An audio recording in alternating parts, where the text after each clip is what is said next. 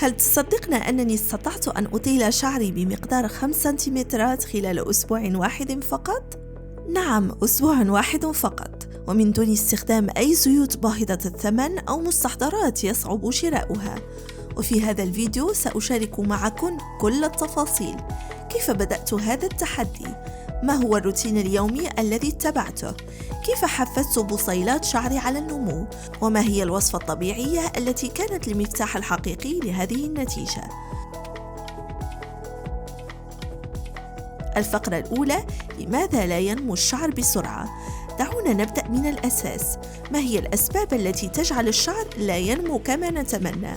أهم الأسباب: تراكم منتجات غير مناسبة على فروة الرأس، مثل مادة السيليكون الموجودة في بعض الشامبوهات ومنتجات العناية بالشعر، انسداد البصيلات بسبب الدهون أو القشرة، نقص بعض الفيتامينات والمعادن مثل الحديد وفيتامين دي، التوتر وسوء النوم، استخدام أدوات تصفيف حرارية دون حماية. لهذا قررت أن أضع خطة شاملة: عناية من الداخل زائد تنشيط فروة الرأس زائد خطوات خارجية مدروسة. الفقرة الثانية: روتيني الأسبوعي بالتفصيل. إليكن روتيني اليومي الذي التزمت به خلال 7 أيام. يوم الاثنين: تقشير الفروة بالقهوة المطحونة. الهدف: تنشيط الدورة الدموية. الثلاثاء: تطبيق الوصفة الطبيعية. الهدف: تحفيز نمو الشعر وتقوية البصيلات. الأربعاء: ترطيب يومي باستخدام جل الألوفيرا فقط على الأطراف. الهدف: تغذية الشعر ومنع التقصف. الخميس: تكرار الوصفة الطبيعية مع تدليك بالمشط الخشبي.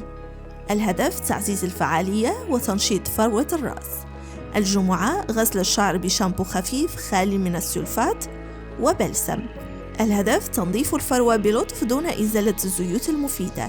السبت: راحة تامة بدون أي منتج أو وصفة. الهدف: منح فروة الرأس فرصة للاتزان. الأحد: قناع بروتين طبيعي، وهو عبارة عن بيضة زائد ملعقتين من زيت الزيتون. أقوم بعمل هذه الوصفة لترطيب الشعر وأيضا لتغذيته بالبروتين ولزيادة اللمعان. أضعها على الشعر، أتركها لمدة نصف ساعة وبعد ذلك أقوم بغسلها. كل خطوة كان لها هدف وساعدتني على تهيئة فروة رأسي لتستجيب بسرعة لنمو الشعر وزيادة طوله. الفقرة الثالثة: الوصفة التي كانت نقطة التحول.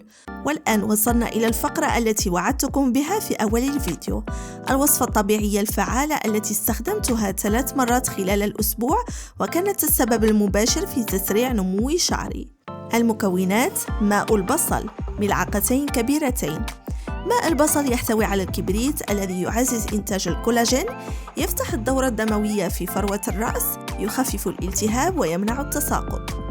جل الألوفيرا نحتاج إلى ملعقة كبيرة، يرطب الفروة ويهدئ الحكة، يحتوي على إنزيمات تجدد الخلايا ويمنح الشعر لمعانا طبيعيا. زيت الزيتون أو زيت جوز الهند نحتاج إلى ملعقة صغيرة، ينعم الأطراف ويحميها من التقصف، يخلق طبقة عازلة للرطوبة ويمنح مرونة للشعر. زيت النعناع بضع قطرات، يحفز فروة الرأس، يقلل الالتهابات وينعش الإحساس أثناء التدليك. طريقة التحضير: امزجي المكونات في وعاء صغير حتى تتجانس، طبقيها على فروة الرأس مع التدليك الخفيف، اتركيها ساعة كاملة ثم اغسلي بشامبو خفيف. يفضل استخدامها 2 إلى 3 مرات أسبوعياً فقط. الفقرة الرابعة: كيف عرفت أن شعري قد نما؟ أنا أحب التوثيق، فقمت بقياس شعري من مقدمة الرأس وحتى الأطراف قبل بدء التحدي، ثم بعد 7 أيام فقط من الالتزام بهذا الروتين قمت بالقياس مجدداً. النتيجة 5 سنتيمترات من الطول الجديد، وهذا النمو لم يكن وحده، بل لاحظت أيضاً تحسن في اللمعان، قلة في التساقط ونضارة غير معتادة في فروة الرأس. الفقرة الخامسة: منتج بميزانية ذكية لمن لا يحب الوصفات. أعلم أن بعضكم لا يفضلن الخلطات المنزلية، لذلك جمعت مجموعة من المنتجات الجاهزة ذات الفعالية العالية والسعر المناسب. أولاً: زيت ميال روزماري مينت أويل. هذا الزيت سعره 9 حتى 10 دولارات، وهو يقوم بتحفيز نمو الشعر وأيضاً تغذية الفروة. هذا المنتج لاقى إعجاب الكثير من الناس، والكثير من الناس قاموا باستخدامه وأعطاهم نتيجة جيدة جداً. ثاني منتج إذا كنتم تعانون من التساقط بسبب تشابك الشعر، بلسم أوسي 3 Minute Miracles Conditioner، سعره من 6 حتى 7 دولارات. هو يقوم بترطيب عميق وسريع للشعر. ضعوه فقط على أطراف الشعر، اتركوه 3 دقائق وقوموا بغسله. سوف تلاحظون نعومة مباشرة، وكذلك سوف يفك تشابك شعركم. ثالث منتج، وهذه المرة شامبو لمن تعاني من تساقط الشعر، هو شيا ماستر جامايكان كاستر شامبو، وهو يحتوي على زيت الخروع الجامايكي. يقوم بتنظيف فروة الرأس وأيضا يقوم بتقوية الشعر، ولكن يبقى شامبو، يعني لا تعتمد عليه هو فقط. سعره بين 10 حتى 11 دولار. الفقرة الأخيرة 3 أسرار غيرت طريقة عنايتي بشعري. أولاً، الاهتمام بنوع الشامبو. يجب عليكم الاستغناء تماماً إذا استطعتم عن الشامبو الذي يحتوي على مادة السلفات، لأن مادة السلفات تقوم بتبطيء نمو الشعر وكذلك تضر الشعر، وخصوصاً إذا كان شعركم جافاً.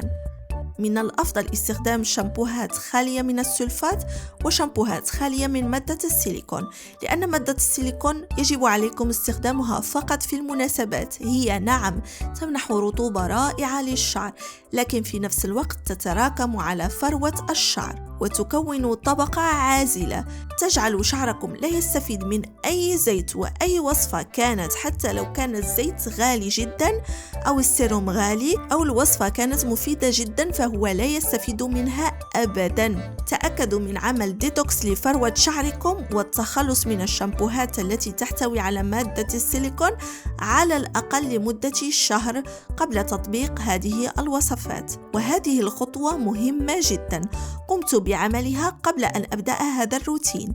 السر الثاني هو التدليك المنتظم الذي يعطي نتائج تفوق المنتجات. تدليك فروة الرأس هو سر مدهش جدا لن تعرفي قيمته قبل تجربته، فمهم عند وضع سيروم أو زيت أو وصفة أن تقوم بتدليك فروة شعرك على الأقل لمدة 5 دقائق، فهذا يحفز الفروة على امتصاص ذلك المنتج وامتصاص تلك الوصفة، وكما يقوم بتحريك الدورة الدموية في فروة شعركم، وبالتالي يحفز نمو البصيلات. وثالث وآخر سر وهو مشط فروة الرأس بمشط خشبي. نعم، يجب أن يكون المشط خشبيا أو مصنوعا من مادة طبيعية. مشط الشعر بمشط خشبي يقوم بتحريك الدورة الدموية، وهذا الأمر ينفع كثيرا بالخصوص لمن يعانين من تساقط الشعر. وهكذا خلال أسبوع واحد فقط من اتباع هذا الروتين البسيط تمكنت من إطالة شعري وتحسين صحته من دون إنفاق أكثر من 10 دولارات. الدرس الأكبر: العناية لا تتطلب المال بل الفهم والالتزام، والجمال الحقيقي يبدأ من البساطة والاستمرارية والوعي الذاتي.